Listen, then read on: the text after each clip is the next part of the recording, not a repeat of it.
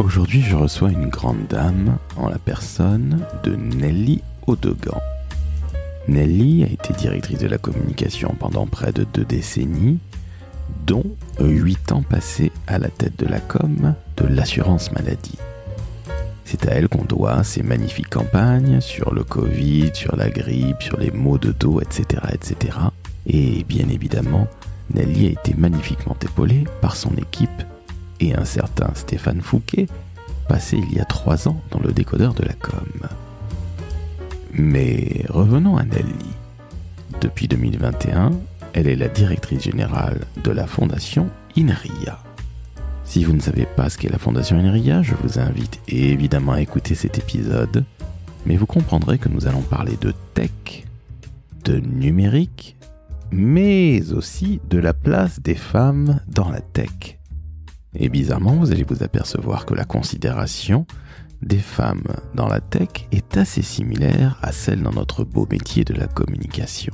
Et bien évidemment, qui mieux que Nelly, qui a un pied dans la communication aujourd'hui et dans la tech, pouvait nous parler de ces 2 magnifiques métiers qui aujourd'hui quasiment ne font plus qu'un quand on est un communicant à l'heure de l'IA générative.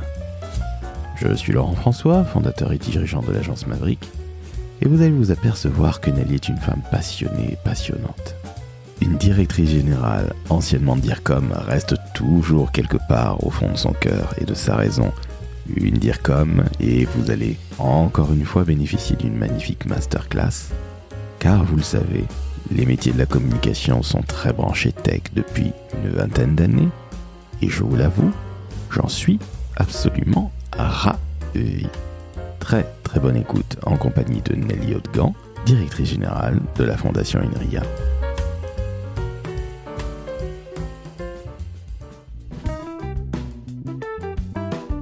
Le décodeur de la communication, un podcast de l'agence Maverick. Salut Nelly. Bonjour Laurent. Comment ça va ? Écoute, très bien, ravi d'être ici. C'est moi qui devrais être ravi d'être ici. Alors on est à l'INRIA, on est exactement à la Fondation INRIA. Tu vas nous dire ce que tu fais, qui tu es, parce que tu es une communicante et tu seras toujours une communicante. Tu as été une très très grande DIRCOM, alors pourquoi j'en parle au passé ? Parce qu'aujourd'hui, tu es directrice générale de la Fondation INRIA. Mais dire comme un jour, dire comme toujours, n'est-ce pas ? Oui, dire comme toujours devant l'éternel. Oui. En fait, aujourd'hui, dans mes fonctions, la communication reste absolument prépondérante et essentielle. Donc voilà, il y a une espèce de solution de continuité entre mes fonctions passées dans les directions de la communication diverses et notamment à l'assurance maladie et les fonctions de direction générale aujourd'hui à la Fondation INRIA, où le sujet du rayonnement de la Fondation, de sa notoriété, la notoriété de ses programmes également est absolument majeur. Mais Nelly, tu as déjà tout dit, à bientôt, merci. Non. Alors, ce qui est passionnant, c'est que tu as été DIRCOM officiellement avec le titre pendant de très nombreuses années, tu l'as dit à l'instant même.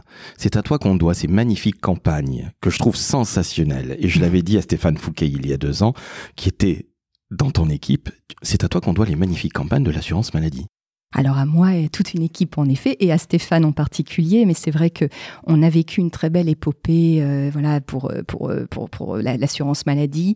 On a eu une très belle épopée. On a vécu une très belle épopée. Moi, je suis restée 8 ans à l'assurance maladie, donc on a pu construire véritablement une empreinte de marque, en créant un style inimitable dans les prises de parole de l'assurance maladie, qui mêle à la fois gravité et humour, distanciation, sur des sujets aussi divers que la grippe, que la communication en direction des jeunes, la prévention santé chez les jeunes, le médicament générique, le Covid-19 encore plus récemment, les gestes barrières, le mal de dos, la lombalgie, qui a été un grand sujet de prise de parole sur lequel l'assurance maladie est allée, de manière assez inédite, avec une campagne de très grande ampleur qui a vraiment fait bouger les lignes sur un certain nombre de stéréotypes associés à la lombalgie. Ben justement, le secret, c'est le mouvement. Le secret, c'est le mouvement. Oui. Et elle est sensationnelle, cette campagne, entre autres, tu l'as dit, le Covid. Alors, si vous connaissez pas ces campagnes-là qu'a fait Nelly avec son équipe et Stéphane Fouquet, que l'on salue, qui est passé il y a 2 ans déjà dans le décodeur de la com, allez les voir, parce que c'est absolument sensationnel, c'est plein de couleurs, et c'est justement très très loin des campagnes un peu pénible et un peu repoussoir que fait parfois l'État au sens le plus large du terme, en tout cas le secteur public. Et vous étiez à l'époque je ne sais pas si c'est toujours le cas puisque tu n'y es plus, mais vous étiez un des plus grands annonceurs de France à l'époque. En tout cas, sur les questions de santé, c'est vrai qu'on était un annonceur très important. On avait une responsabilité très importante, notamment sur la campagne de vaccination antigrippale. Nous sommes les premiers à avoir repris la parole sur la grippe, alors même que plus personne n'osait vraiment s'exprimer sur ce sujet. Et on l'a fait effectivement avec cette double tonalité qui était la nôtre, à laquelle on est très cher, de à la fois l'humour, la dérision, une forme de légèreté et la gravité aussi sur des sujets profonds qui concernent intimement chacun de nous et qui peuvent être potentiellement très graves, puisque la grippe est mortelle, notamment chez les personnes fragiles, chez les personnes âgées. Donc c'est vrai qu'on avait un rôle, l'assurance maladie l'a toujours, de prise de parole sur des sujets très important en santé, avec, encore une fois, une confiance aussi qui était accordée à la marque par les Français, qui est assez inédite. Mais ce que je trouve absolument incroyable, alors on va pas parler de l'assurance maladie parce que c'est ton passé entre guillemets, mais tu y es resté 8 années et demie en tant que DIRCOM, avec une très belle équipe, de très beaux résultats, de très très belles campagnes, que moi j'ai toujours trouvé absolument sensationnelles, et encore une fois je vais pas te le redire, mais bravo à l'équipe et bravo à toi. Et aujourd'hui, directrice générale de la Fondation INRIA. Alors, qu'est-ce que c'est que la Fondation INRIA ? Dis-nous tout, Nelly, s'il te plaît. Alors déjà, le pas à franchir était pas si grand parce que moi, j'étais très intéressée par tous les sujets d'intérêt général depuis toujours dans ma carrière. Je me suis intéressée aux questions de santé très longtemps, à l'assurance maladie. Avant ça, j'ai travaillé dans le secteur du logement social. Donc, ces questions qui touchent, par exemple, effectivement, le fait d'avoir un toit au-dessus de la tête ou d'être en bonne santé, qui sont quand même des besoins vitaux, primordiaux de la femme et de l'homme, ont toujours été au cœur de mes centres d'intérêt. Donc, c'est vrai qu'aujourd'hui, et à l'assurance maladie par ailleurs, on avait un prisme digital très fort au sein de la direction de la communication. On abritait le site Amélie, on a lancé le forum Amélie d'entraide autour des démarches des assurés.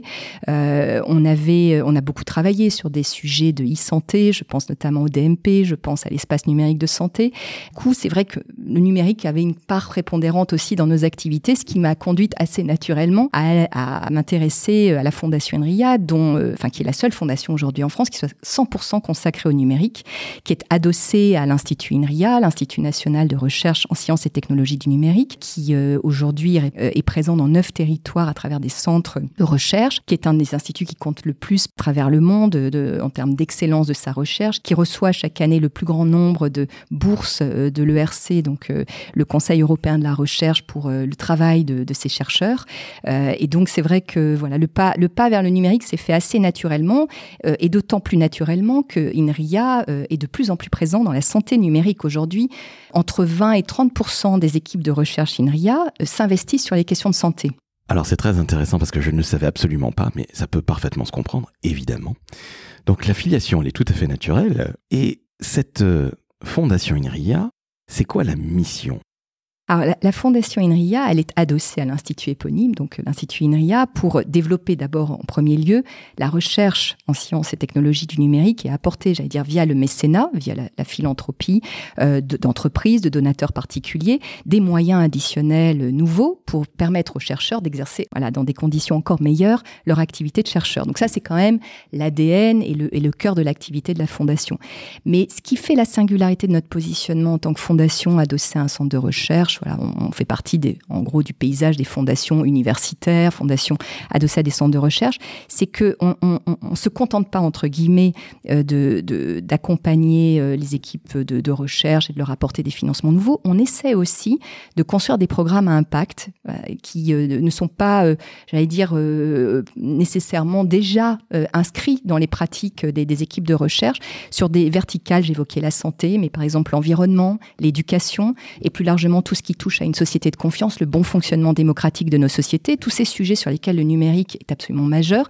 Eh bien, nous, on essaie de construire des programmes à impact, on va dire impact sociétal, en travaillant une triangulation entre ces enjeux de société, les préoccupations des entreprises et ce que la recherche INRIA peut apporter de meilleur.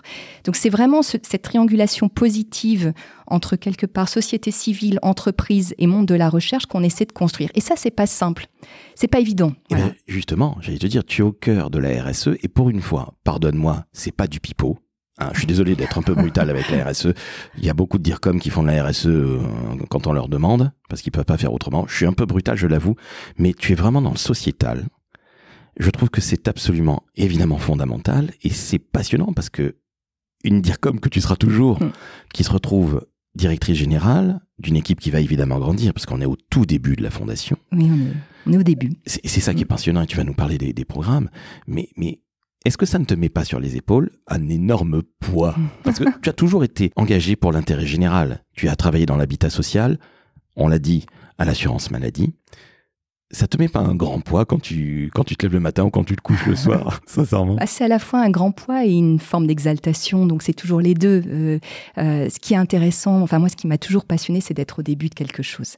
Voilà, donc ça, j'avoue que ça c'est assez grisant. Moi c'est ce qui me plaît, c'est ce qui m'anime au quotidien. Après, c'est du stress. Je ne veux pas dire le contraire. On a une forme de pression, forte sur le fait de réussir sur ce modèle qu'on s'est donné. Et dans un monde et dans un pays où la recherche et le mécénat font pas forcément très bon ménage. C'est pas simple. Enfin, ce que je veux dire, c'est que pour les entreprises, le mécénat en recherche, c'est pas une évidence. Le mécénat en recherche dans le numérique, c'est probablement encore moins une évidence. Et donc, il y a un travail énorme de pédagogie à faire autour de ce qu'est le numérique, de ce qu'est la recherche en sciences et technologies du numérique, et ce que ça peut apporter aux entreprises, et ce que ça peut apporter à la société tout entière. Voilà. Ok, mais alors, est-ce que tu n'as pas ce fameux levier de l'IA dont tout le monde parle, l'intelligence artificielle? Oui, il y a des effets de mode qui nous aident. Je pense aux intelligences artificielles génératives. On a des chercheurs aujourd'hui qui sont hyper sollicités sur ces questions, qui sont hyper sollicités par les médias, par les entreprises qui donnent des conférences partout, parce que, évidemment, c'est un sujet qui a fait irruption, notamment dans la vie interne des entreprises. Les entreprises ne savent pas comment gérer sur le plan managérial des pratiques de braconnage en leur sein, c'est-à-dire de salariés qui utilisent les IA génératives j'allais dire des outils personnels, sans que l'entreprise régule du tout ces pratiques. Donc, le premier réflexe, c'est de tout fermer. Et puis après, on se pose la question de comment on fait. Voilà. Il y a évidemment toute la question des déplacements d'activité, des changements de métier dans les entreprises. D'ailleurs, avec un vrai renouveau de ces problématiques, puisque avant, on s'interrogeait sur l'impact de l'IA sur les métiers de l'industrie. Aujourd'hui, les métiers créatifs, les nôtres, les métiers de la communication, du marketing, les industries créatives et culturelles sont particulièrement impactés par les IA génératives. Donc tous ces sujets, en effet, que je qualifierais de sujets à la mode, en tout cas dans l'air du temps, nous aident probablement à émerger et à mieux faire comprendre ce qu'on peut apporter aux entreprises, qu'on peut apporter comme réponse, et j'allais dire dans un dialogue avec les sciences humaines, parce que ce qui est aussi très important pour la Fondation et pour INRIA de manière générale, c'est le dialogue entre les sciences et technologies du numérique et les sciences humaines sur les IA génératives, l'apport des linguistes, l'apport des sociologues du travail notamment, sont absolument fondamentaux. Donc c'est vraiment une interdisciplinarité qu'on veut aussi favoriser et un dialogue entre les disciplines. À titre personnel, dans nos métiers de la communication, est-ce que tu as peur de l'IA ? Personnellement, je trouve que c'est sensationnel, que c'est un magnifique assistant qui va nous faire gagner énormément de temps. Après, c'est comme tout, faut pas non plus en abuser. Mais qu'est-ce que tu en penses, toi, perso ? Moi, j'aurais tendance à élargir la question. Elle est parfaitement légitime, cette question. La question de la peur de l'IA, je dirais la peur du numérique de manière générale. Et tout notre sujet à nous, Fondation INRIA, c'est de ne pas avoir une vision angélique du numérique. Et ça, c'est vraiment essentiel de le dire. On n'a pas de vision technocentrée, absolutiste. Bien au contraire, on prône un usage raisonné du numérique, un usage à escient. Et on s'applique d'ailleurs à nous-mêmes, au sein d'INRIA, au sein de la Fondation, une réflexion sur les impacts péjoratifs du numérique en termes environnementaux, en termes d'aliénation mentale, en termes d'addiction, en termes de protection des données, de la vie personnelle, des libertés individuelles. Enfin, il y a toute une série d'impacts dont on ne peut nier qu'ils soient potentiellement, voire réellement très négatifs. Donc aujourd'hui, notre position, c'est une position véritablement de responsabilité et d'engagement. C'est-à-dire qu'on prône un numérique qui soit responsable et engagé, c'est-à-dire responsable qui déjà s'interroge sur ses propres impacts et vise à les limiter. Voilà, donc ça, c'est un vrai gros sujet pour les chercheurs d'INRIA. Et puis, un numérique engagé, c'est-à-dire qui utilise le numérique justement pour chercher des impacts positifs, des impacts sociétaux positifs qui augmentent l'homme, même si j'aime pas trop l'expression, mais en tout cas qui soient positifs pour l'homme, pour la société et la planète. Voilà, pour le dire très vite. Par exemple, l'environnemental, la pollution numérique, on n'en parle pas trop, mais ça monte. Ça monte, exactement. Exactement, c'est un sujet qui monte en tendance. Moi, je suis tout à fait d'accord que le numérique, c'est fantastique, évidemment. Ce métier de la communication, il est numérique et le podcast est évidemment numérique. Mais on pollue. Tu l'as très justement dit. C'est en train de monter. Qu'est-ce qui fait par l'INRIA et la Fondation? Parce que tu es au cœur réellement de la société. Je vais au-delà du rôle sociétal. Tu es au cœur de la société. Et puis, on va parler aussi des filles, des femmes. Oui. Parce que ça, c'est fondamental pour moi. C'est très important pour moi, tu le sais. Mais qu'est-ce qui est fait justement par INRIA ou la Fondation INRIA pour justement tout ce qui est environnemental? Il y a beaucoup d'équipes de recherche au sein d'INRIA qui se sont saisies de ces sujets. C'est vraiment un thème très important, sur lesquels on a beaucoup de chercheurs qui sont engagés à titre, je vais dire même personnel, sur ces questions, qui travaillent sur la réduction de l'empreinte environnementale du numérique, qui travaillent sur ce qu'on appelle le Green AI, qui s'interroge et développe des algorithmes moins gourmands, des logiciels moins consommateurs d'énergie. Enfin, il y a toute une série de travaux très importants au sein d'INRIA sur ces thématiques, et la Fondation les accompagne, j'allais dire, à travers l'intérêt que les entreprises portent aussi à ces questions. Donc, et pour rebondir sur la question de la prise de conscience dans la population, oui, aujourd'hui, moi, je trouve qu'il y a plutôt une anxiété, on parle beaucoup d'éco-anxiété, mais aussi une anxiété liée au numérique sur des tas de sujets. Alors, il y a l'empreinte environnementale, mais encore une fois, il y a la question de la relation, enfin, de l'addiction des plus jeunes et des moins jeunes d'ailleurs aux écrans. Il y a la question, encore une fois, de l'intrusion dans la vie privée des plateformes, de l'usage qui est fait de nos données. On parlait aussi des questions un peu métaphysiques encore aujourd'hui sur est-ce que l'IA va remplacer l'homme, est-ce que l'IA demain va évaluer à la place des hommes et des managers les personnes dans leur emploi. Donc il y a beaucoup de questions qui relèvent plutôt de doutes, voire de critiques sociales sur le numérique. Et donc INRIA a aussi un travail de pédagogie, un devoir de pédagogie sur ce que le numérique permet et ce que le numérique ne permet pas, et ce que le numérique peut produire de pire. Donc c'est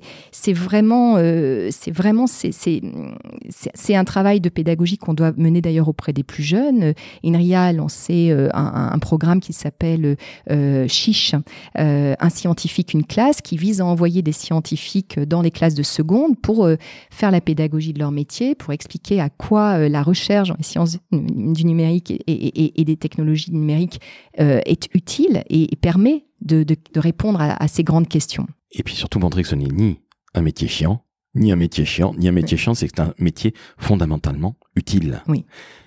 Et parmi ces publics, il y a les femmes. Et ben voilà.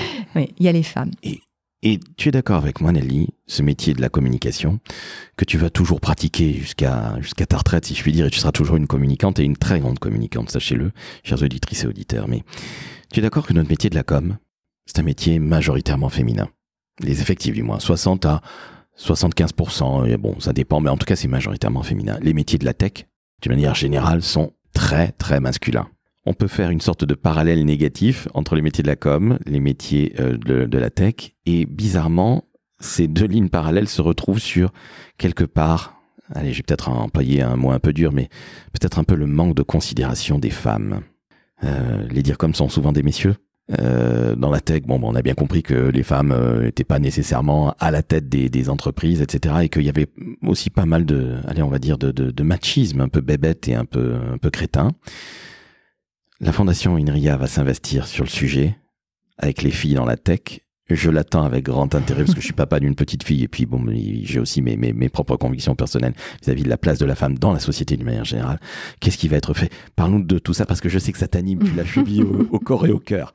On est tout oui. Alors, peut-être déjà répondre sur le parallèle tech, avant de parler du programme Tech pour toutes, mais le parallèle tech et com, métier de la com, métier de la tech.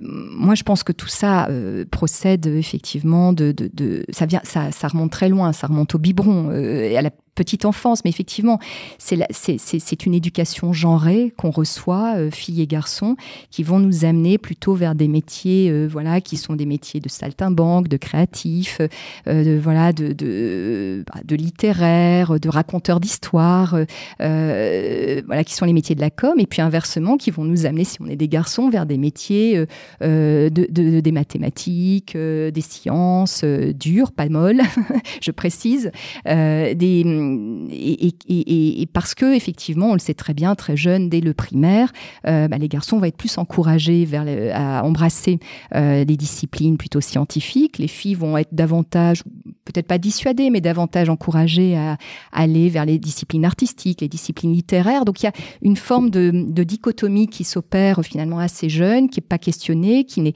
pas dissible, qui n'est pas explicite, mais qui s'exerce sur...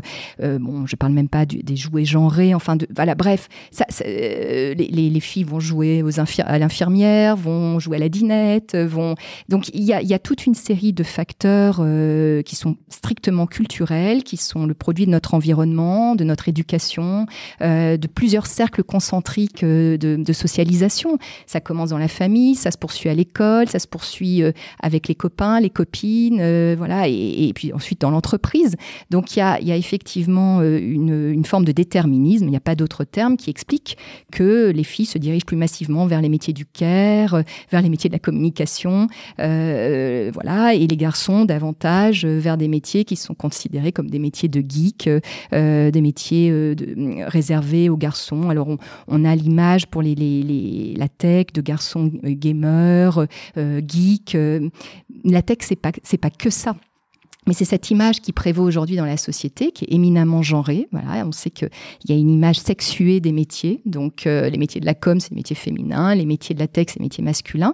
Et c'est tautologique. C'est-à-dire que ça autorise les processus d'identification à se reproduire de génération en génération sans que rien ne change. Donc ça, c'est une première réponse. Et puis ce que tu décrivais sur les hommes au pouvoir, les hommes dans les comités de direction, ça, c'est tout simplement le phénomène du plafond de verre, et je pense qu'on l'a dans tous les métiers. C'est un phénomène qui dépasse la com, qu'on retrouve partout. Tous les codires auxquels j'ai pu participer au cours de ma carrière étaient essentiellement des codires d'hommes, et j'étais parfois un peu triste d'être la seule femme dans ces codires et de représenter la com. Et justement, comment est-ce que c'était pris? Est-ce que la com, c'était les 5 dernières minutes? Est-ce que c'était, entre guillemets, la récré ou la mi-temps? Ou est-ce que, justement, évidemment, cela dépend des entreprises où tu es passé, les structures. Et des patrons. Et des patrons, ok. Et comment c'était pris, au final? Dans ta carrière, c'est juste personnel? C'est très variable parce que c'est quand même très personne dépendant. On dit que le poisson pourrit par la tête, mais effectivement, c'est-à-dire que la manière dont le dirigeant s'empare des sujets de communication, la manière dont il les positionne dans l'organisation, dont il en fait ou pas une discipline stratégique, une discipline majeure, ça conditionne tout le reste, et ça conditionne aussi le comportement des collègues dans un codir, le regard qui est porté sur la com et la manière dont on utilise la com, bien ou mal. Alors justement, tu as eu une patronne, et quelle patronne, puisqu'elle a été la patronne des patrons. Laurence Parisot, puisque tu as été aussi DIRCOM de l'IFOP, donc de la recherche.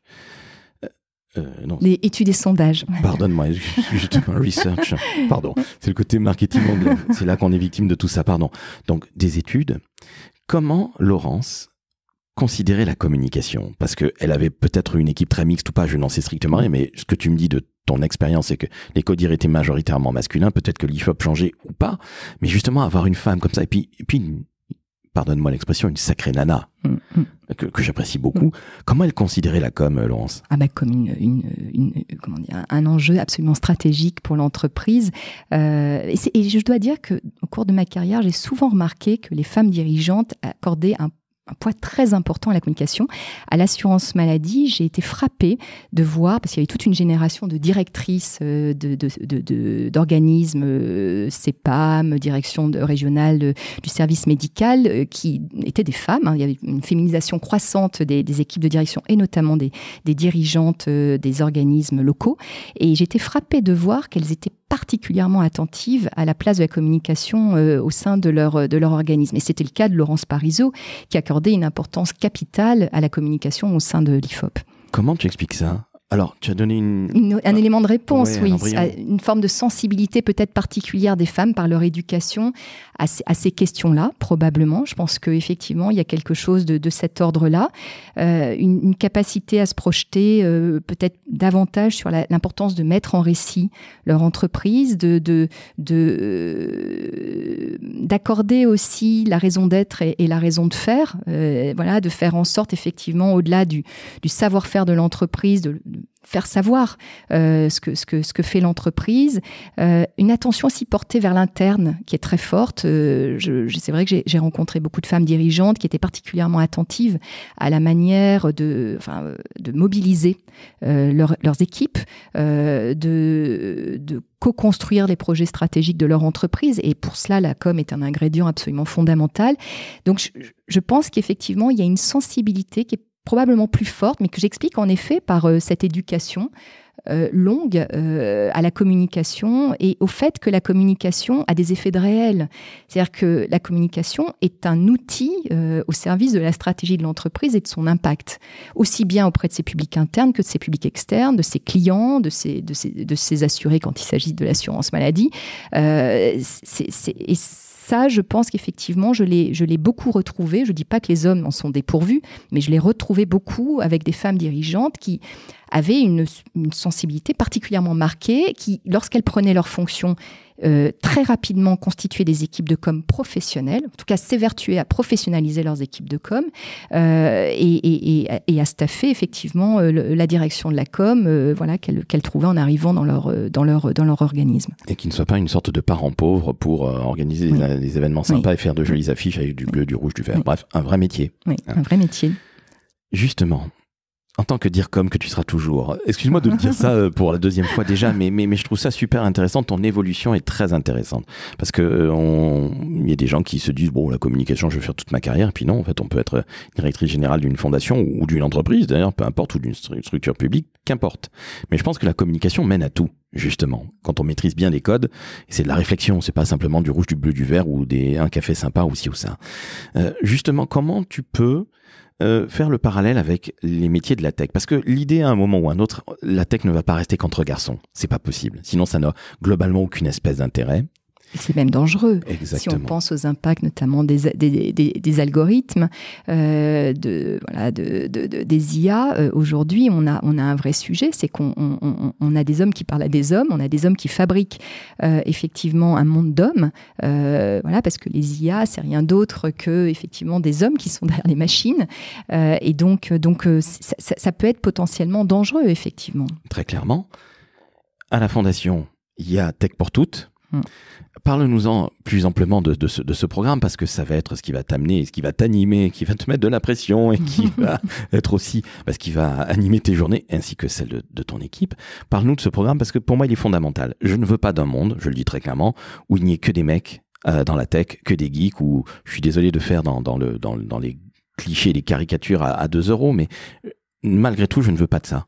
Parce que je pense que notre monde n'est pas fait que par les mecs et pour les hommes. Ça n'a aucune espèce d'intérêt. Et puis je rappelle juste au passage que les entreprises dirigées par des femmes, je suis moi-même entrepreneur depuis 13 ans, les entreprises dirigées par des femmes marchent mieux que celles dirigées par des hommes. Donc je pense que le monde irait quelque part un tout petit peu mieux s'il y avait plus de femmes et qu'elle pétait le plafond de verre. Mais là, justement, allez, on fait venir les filles à la tech. Qu'est-ce qu'on fait là ? Il faut que tu nous dises tout là, parce que là... Alors, le programme Tech pour toutes s'attaque à une partie du problème. On réglera pas tout parce que l'absence tragique des femmes dans les métiers de la tech, elle est multifactorielle. Elle est d'origine multifactorielle. On a vraiment un sujet systémique, comme je disais, qui se noue au plus jeune âge, qui fait que les filles s'interdisent assez rapidement d'aller vers... D'ailleurs, l'écartent complètement de leur champ visuel, j'allais dire, de leur champ d'intérêt, et donc s'interdisent d'aller vers le numérique, ou plutôt la société leur interdit d'y aller. C'est une forme de censure dont elles n'ont pas conscience, et donc on a un vrai sujet de... Tu as un problème? Non, je trouve ça très intéressant parce que tu me dis, j'étais interloqué, sachez-le, chers auditrices et auditeurs, vous n'avez pas l'image. Mais j'étais très interloqué quand tu me dis la société leur interdit et inconsciemment elles s'interdisent elles-mêmes d'aller vers ces métiers de la tech. J'ai bien compris une sorte de déterminisme, tu emploies ce terme-là qui est absolument abominable, surtout dans ce cas-là. Mais comment tu l'expliques ? Encore une fois, c'est l'effet cumulé de l'éducation, de l'ignorance de ces métiers aussi dans les sphères familiales, de l'ignorance de ces métiers par les professeurs principaux, conseillers d'orientation au lycée au moment du choix des spécialités, notamment en seconde. Voilà, une ignorance assez large du fait que non seulement ces métiers sont intéressants, porteurs d'avenir, rémunérateurs, et qu'ils sont accessibles aux filles, voilà, qui est un deuxième sujet. Donc à la fois une ignorance très importante de l'intérêt de ces métiers, qui souffrent aussi d'une image assez dégradée, encore une fois, de métiers de geek, métiers déshumanisés, alors que ce sont des métiers qui peuvent avoir un impact sociétal énorme. On parlait des métiers de la santé numérique, les métiers de l'environnement, les métiers de l'industrie. Enfin, il y a toute une série d'applications du numérique qui peuvent être très intéressants pour les filles. Et donc, c'est plutôt une forme d'ignorance de tous les cercles d'information, d'orientation autour des filles qui jouent beaucoup. Et puis, le fait qu'elles ne se projettent pas dans des mondes, dans des milieux qui sont aujourd'hui majoritairement masculins. C'est très repoussoir pour elles. Par peur, tu penses ? Oui, par peur, oui, elles le disent explicitement. C'est-à-dire qu'aujourd'hui, il y a une vraie difficulté pour elles à se projeter dans des métiers qui sont exclusivement masculins, ou très, très, très majoritairement masculins. C'est difficile. De la même façon, j'imagine que pour des hommes, c'est assez compliqué de se projeter sur des métiers qui sont très majoritairement féminins. Donc, voilà, il y a un vrai sujet de réassurance à faire, d'encouragement, de sensibilisation à faire autour des métiers en direction de ces filles pour les convaincre. Et pour ça, notamment, le programme Tech pour toutes, qui est aujourd'hui un programme parmi d'autres, mais qui est un programme de grande ampleur, puisqu'il vise à accompagner vraiment sur toute la durée des études du supérieur dans le numérique les jeunes filles qui auront fait le choix de ces formations, mais qui, au-delà de cet accompagnement prodigué dans le supérieur, dans les études supérieures, va aussi accompagner les filles au lycée, dès la seconde, dès le fameux choix stratégique des spécialités qui est très décisif, très dirimant pour la suite, de vraiment leur apporter un conseil, un accompagnement pour penser leur orientation et lever ces interdits, ces tabous qu'elles ont assez naturellement sur ces métiers. Donc leur apporter, j'allais dire sur un plateau, un maximum d'informations pour challenger les stéréotypes, les inquiétudes qu'elles peuvent avoir par rapport à ces formations et les encourager à y aller, parce que c'est vraiment à leur portée, enfin il faut le dire, c'est vraiment à leur portée. Il n'y a pas un cerveau masculin doué pour les maths et un cerveau féminin doué pour les lettres et la couture. C'est pas du tout le sujet, ça a été complètement battu en brèche scientifiquement. Les filles sont parfaitement capables d'y aller et d'exceller dans ces domaines-là. Donc le sujet aujourd'hui, c'est vraiment un sujet de sensibilisation, d'information et de réassurance. Alors, plus concrètement, qu'est-ce que c'est se déplacer dans les écoles, évidemment, tu l'as dit, dans les bahuts, dans les lycées. Les accompagner très, très, très régulièrement. C'est quoi c'est ce qu'on appelle les rôles modèles, c'est-à-dire pouvoir effectivement les mettre en relation avec des filles à peine plus âgées qu'elles, par exemple, notamment des étudiantes. On sait à quel point ça peut être décisif dans ces processus de réflexion et de projection sur l'avenir qu'on a formation, qui vient raconter son expérience, qui vient raconter les débouchés possibles en termes professionnels, les métiers qu'elle pourra ensuite occuper, la variété de ces métiers, parce que c'est extraordinaire quand on est dans le numérique, on peut avoir plusieurs vies professionnelles. Donc c'est vraiment ça, c'est vraiment essentiel, on le sait, c'est-à-dire ce dialogue de pair à pair entre jeunes femmes, pour encourager ces choix de carrière.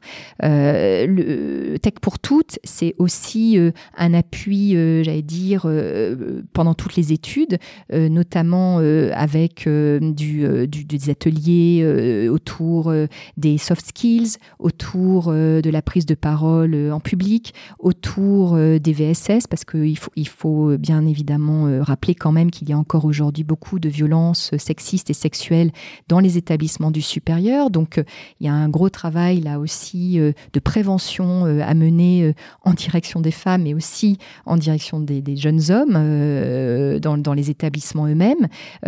Donc, c'est vraiment tous ces sujets qu'on va adresser pour à la fois convaincre les filles d'y aller et puis quand elles y sont, leur permettre de s'épanouir véritablement dans ces formations. C'est un programme qui est fondamental, qui est sensationnel, qui est indispensable pour moi. Tu estimes, allez, on fait un petit pari, entre guillemets, mais tu estimes que finalement, les femmes seront enfin bien acceptées dans la tech d'ici combien d'années ? 20 ans, 30 ans ? Allez. Alors, c'est un sujet compliqué parce qu'encore une fois, c'est multifactoriel. Donc, Tech pour toutes va apporter un accompagnement très important, encore une fois, de bout en bout, quelque part de la seconde jusqu'au premier job. Donc, on est sur une approche de grande ampleur, vraiment d'envergure sur la durée, je pense assez inédite pour cette raison. Mais ça résout pas tout. Il y a effectivement beaucoup de mesures aujourd'hui qui doivent pouvoir accompagner un programme comme celui-là. Le fait de, par exemple, accompagner beaucoup plus les filles à choisir les spécialités scientifiques en seconde et jusqu'en terminale, les maths, la physique, la spécialité NSI, ça c'est des sujets dont on discute aujourd'hui en s'interrogeant même sur le fait, pourquoi pas, de se donner des objectifs chiffrés, c'est-à-dire de 50% demain de filles en 2030 qui prennent ces spécialités-là, parce que ça détermine la suite. Mais tu es d'accord avec moi, Nelly, qu'il va falloir faire énormément de pédagogie et d'éducation, c'est bien le cas de le dire, dans l'Éducnat, à savoir nos amis conseillers d'orientation qui connaissent absolument pas les métiers du numérique, donc ils vont pas dire pourquoi ils iraient changer. Grosso modo, les filles, elles aiment pas trop les maths, elles préfèrent la littérature et l'artistique et les langues. T'imagines le changement qu'il faut faire, le changement de logiciel, c'est le cas de le dire, mais le travail est il est colossal. Il est énorme, c'est pour ça que certains pensent qu'effectivement on n'y arrivera qu'avec un peu de coercition, voire des quotas. J'évoquais les 50% de filles choisissant des spécialités scientifiques. Il y a aussi une question que nous on se pose dans le cadre du programme Tech pour toutes, qui consisterait à bonifier les candidatures de filles pour les écoles et formations au numérique sur Parcoursup. Donc en quelque sorte de leur accorder des points supplémentaires pour leur permettre effectivement de compenser ce gender gap qu'elles vivent, qui fait qu'elles sont moins nombreuses aujourd'hui dans ces formations.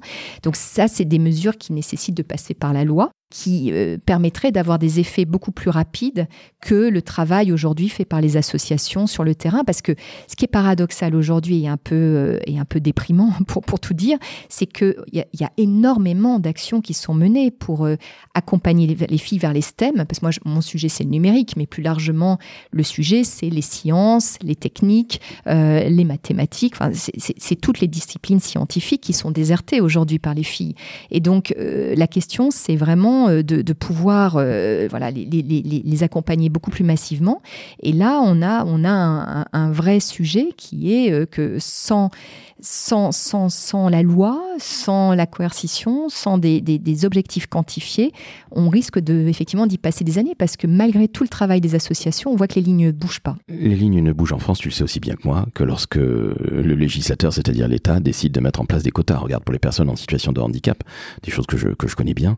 Regarde, donc 6% de travailleurs handicapés dans les boîtes de plus de 20 personnes, je le rappelle, au cas où. La loi, grâce au président Chirac, février 2005, la loi sur les quotas dans les COMEX, 40% de femmes. Donc en effet, je crois que tu as tout à fait raison. Je sais pas si c'est heureux ou malheureux, mais en tout cas, ça ne bougera qu'à partir du moment où l'État va faire quelque chose. Le pouvoir public va faire quelque chose. Et il est temps qu'il le fasse. Après, je suis tout à fait d'accord avec ça. Après, au niveau de Tech pour Toutes, on a quand même un certain nombre de convictions et de leviers d'action qui nous semblent très opérants. Je pense notamment à la refonte des contenus pédagogiques dans les formations du numérique. Je veux dire, démontrer que le numérique est un numérique à impact sociétal, que les formations peuvent mener vers des métiers qui sont véritablement utiles, encore une fois, pour l'homme, la société, la planète. Ça, c'est un élément de conviction important pour les filles et surdéterminant pour les jeunes filles. Donc, il y a un certain nombre d'écoles aujourd'hui qui ont fait ce pari-là et que ça marche. C'est-à-dire qu'elles ont 30 à 40% de filles dans leurs effectifs parce que elles ont verdi leurs enseignements, leurs formations, qu'elles s'intéressent aux impacts dans la santé. Voilà, on sait que les filles s'intéressent beaucoup à la santé. Et donc, il y a des moyens d'amener les filles vers ces formations. Je pense aussi, alors là, c'est la femme de com qui le restera toujours, comme tu le disais, mais je pense aussi qu'une grande campagne de communication autour des métiers du numérique, voilà, avec une large audience qui parle aussi bien aux filles qu'à leurs parents, qu'aux professeurs, à tous les acteurs de l'orientation, ça aurait un impact formidable. Aujourd'hui, on n'a jamais encore en France lancé de grandes campagnes qui vraiment, enfin, voilà, fassent masse, parce que je crois qu'il y a vraiment un sujet de masse critique. Il faut qu'on arrive à parler dans toutes les chaumières à toutes les jeunes filles et leur expliquer que ces métiers sont des métiers, encore une fois, intéressants, des métiers d'avenir et qu'elles ont la capacité d'y aller. Je vais revenir à la communication parce que au final, numérique et communication, c'est bonnet blanc et blanc bonnet aujourd'hui, depuis 25 ans ou 30 ans. Toi qui connais justement ces jeunes, filles ou garçons, tu es maman toi-même, quel conseil, Nelly, on revient à la com, quel conseil tu donnerais à un jeune ou d'ailleurs un moins jeune pour réussir dans la communication? Tu l'as chevillée au corps, la communication, tu l'as au cœur, c'est toi, tu la transpires quand on te voit. Tu la transpires, pardon, c'est pour te dire. Quel conseil tu donnes pour faire une carrière, pardon d'employer un mot qui peut paraître un petit peu désuet, mais après tout, why not? Quel conseil tu donnes? Moi, je suis vraiment une femme du récit, une femme de l'écrit.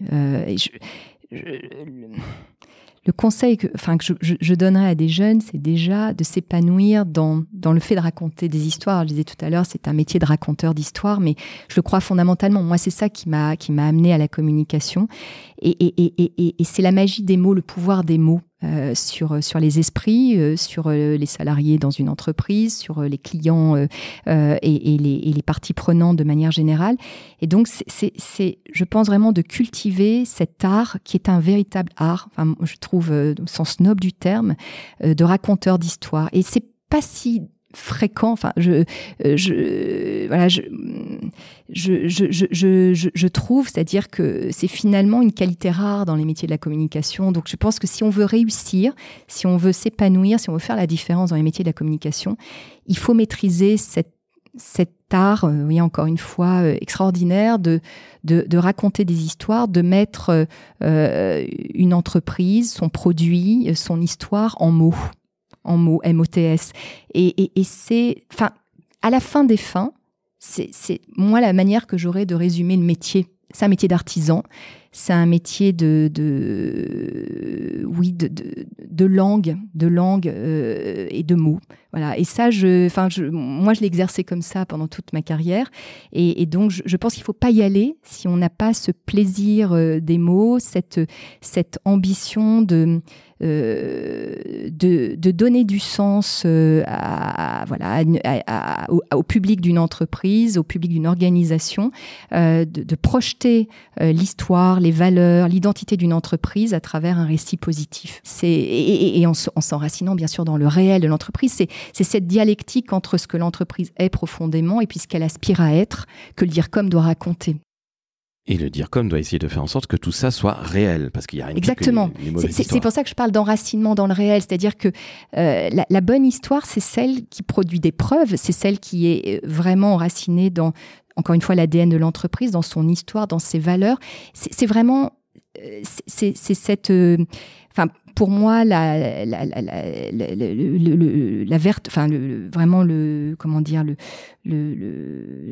réussite d'une opération de communication, elle se juge dans la pertinence, dans le fait que ce soit juste. Voilà, je cherchais le terme. Le fait que, effectivement, le propos soit juste et que chacun s'y reconnaisse. Donc, évidemment, c'est un discours de vérité. Et c'est aussi un discours de projection. C'est-à-dire qu'encore une fois, le métier de la com, c'est de faire la synthèse entre ce que l'entreprise ou l'organisation est à un moment T et ce qu'elle aspire à être quelques années plus tard. Donc, c'est cette capacité de vision et de transformation qu'on projette sur les années futures. Et ça, il n'y a que le DIRCOM qui peut le faire dans une entreprise. Et c'est lui qui fait la synthèse de tous les métiers. Et est-ce qu'il n'y a pas aussi le DG, la direction générale? Tu en parlais Oui. tout à l'heure, avec une femme comme Laurence Parisot, et puis tu as aussi des patrons hommes. Si la direction générale n'y est pas, ou considère que c'est un peu une fonction saltimbanque, subalterne, on est d'accord que ça ne marchera jamais. Que ce sera que des histoires à 2 balles, à coucher dehors. Oui, ou une succession de coups de court terme qui, moi, m'intéressent pas, ils m'ont jamais intéressé. Alors, c'est une banalité affligeante de dire que le temps s'est éminemment accéléré, que les réseaux sociaux ont complètement désintermédié aussi le rôle des directions de la com avec des dirigeants qui se sont emparés des médias sociaux et fait parfois le travail du DIRCOM à la place du DIRCOM avec plus ou moins de talent. Donc, c'est vrai que tout ça chahute les directions de la communication, tout ça malmène le métier de DIRCOM qui doit se réinventer à l'aune de toutes ces modifications très substantielles de son environnement. Effectivement, on parlait de digitalisation du métier. C'est évident aujourd'hui qu'on ne peut plus faire sans les réseaux sociaux, on ne peut plus faire sans cette digitalisation qui est l'alpha et l'oméga du métier, mais il faut aussi être capable de penser le temps long. Et cette articulation, alors, tu me disais, qu'est-ce qu'il faut dire aux jeunes générations? Je pense aussi que la grande qualité d'un bon communicant, c'est de réussir à penser le temps long et le temps court en même temps. Et c'est très compliqué. Je veux dire, là aussi, pour avoir managé beaucoup dans ma vie, je sais à quel point c'est difficile de faire les deux et de le faire bien, parce que on est constamment sous le joug quotidien de la commande des directions métiers, de la direction générale, et réussir à s'abstraire de ce flux permanent pour construire une stratégie, pour construire une vision, pour déployer une plateforme de marque qui, encore une fois, formera vraiment le substrat de toutes ces actions de communication au quotidien. Ça, c'est vraiment, j'allais dire, la beauté du métier et son sacerdoce aussi, parce que c'est éminemment compliqué. En vrai, c'est éminemment compliqué. Mais ce qui est aussi passionnant, parce que si c'était simple, on s'ennuierait tous, on ferait autre chose. C'est vrai, c'est ce qui met le sel au quotidien dans la vie du DIRCOM et de son équipe, oui. C'est parfois épuisant, il faut bien le reconnaître. Ce sont des métiers difficiles. Ouais. Il ne faut pas le cacher non plus aux jeunes générations. Enfin, moi, je le dis beaucoup à mes enfants, c'est un métier difficile. C'est un métier qui peut être ingrat. Donc il faut vraiment avoir la vocation, ingrat pour toutes les raisons qu'on s'est dites, position dans l'organisation, déficit parfois de crédibilité, de légitimité sur un certain nombre de sujets, difficulté à gérer encore une fois les commandes, mais aussi à développer son propre magistère dans l'organisation sur la manière de déployer effectivement la communication et de la structurer sur le long terme. Donc je disais sacerdoce, oui, il y a une part de sacerdoce dans ce métier. Qu'est-ce que tu kiffes le plus dans ton métier, Nelly? Tu as en partie répondu, je m'en doute bien, mais c'est quoi le plus grand kiff de ton métier que tu pratiques depuis quelques années maintenant? Je pense que c'est un peu ce que je racontais tout à l'heure, c'est construire, c'est bâtir, c'est partir d'une page blanche. C'est vrai que la routine m'intéresse pas beaucoup. Et dans la com, j'ai eu la chance d'être souvent au démarrage de quelque chose, de pouvoir construire, notamment à l'assurance maladie, une stratégie qui prenait la forme d'un schéma directeur. C'est un nom un peu pompeux, mais pour une stratégie pluriannuelle de la communication au sein de la branche et de la décliner ensuite sur le plan opérationnel. Je dirais que c'est vraiment cette capacité à déployer sur la durée une stratégie et à en voir les effets extraordinaires lorsqu'on arrive au bout. Et ici, à la Fondation INRIA, je revis ça à travers la création de programmes comme Tech pour toutes, comme des programmes recherche également, où on est en train de bâtir ces programmes pour, je l'espère, les voir se déployer et porter leur plein effet dans les prochaines années. Eh bien écoute Nelly, on va se quitter là-dessus. Le mal que je puisse te souhaiter, c'est que ça cartonne Tech pour toutes, pour tout ce que tu vas faire évidemment à la Fondation INRIA. Je le rappelle, ça ne fait que 2 ans entre guillemets que tu es ici, donc comme tu es une femme fidèle à ses employeurs, eh bien je pense que tu vas rester quelques années ici. Et bon, après, je ne suis pas Nostradamus, donc je ne peux pas encore lire l'avenir, sinon je serais déjà millionnaire au loto. mais trêve de plaisanterie, je suis sûr que c'est absolument passionnant et tu en parles avec beaucoup de passion. Je pense que nos auditrices et auditeurs l'auront compris. C'est absolument sensationnel et je rappelle que c'est bien le décodeur de la communication et non pas le décodeur de la tech, mais je rappelle une chose, c'est que nos métiers sont extrêmement numérisés, sont des métiers digitaux, numériques comme on dit en français. Donc au final, la tech, vous l'avez vu avec l'IA, on va pas parler de ChatGPT ou de DALL-E ou Midjourney, mais dans nos métiers de communicants, on aura de plus en plus, et on a déjà beaucoup, mais on en aura de plus en plus, qui vont nous assister, qui vont nous permettre d'aller plus vite, de gagner du temps, gagner en efficience. Mais je vous rassure, on aura toujours besoin de cerveau. Et vous avez un magnifique cerveau qui est celui de Nelly. Donc Nelly, je tiens à te remercier, c'était absolument passionnant. Tu reviens quand tu veux dans le décodeur de la classe. Merci. Mais c'est tout à fait sincère. Donc, chers auditrices, chers auditeurs, vous avez entendu une femme formidable. J'en perds mes mots, j'en perds mon latin. Alors, quand on a quelqu'un de formidable comme Nelly, qu'est-ce qu'on fait ? Eh bien, on s'abonne au podcast, déjà. Le décodeur de la com, le meilleur podcast. Merci Nelly. Je t'enverrai ton petit chèque, comme convenu. Mais vous mettez aussi 5 étoiles sur Apple Podcast. Et oui, 5 étoiles sur Spotify, vous laissez un commentaire en disant que Nelly est formidable. En disant que, par exemple, Laurent est formidable. Mais oui, vous pouvez le dire, ça me fera plaisir. Ça fera plaisir à ma femme et surtout à ma fille, à laquelle je pense. On a parlé des filles, des femmes, pas suffisamment à mon goût, mais tu reviendras quand tu veux pour en parler, ou d'autres sujets. Mais en tout cas, c'était fantastique, Nelly. Merci Laurent, merci beaucoup de m'avoir accueilli. Ciao.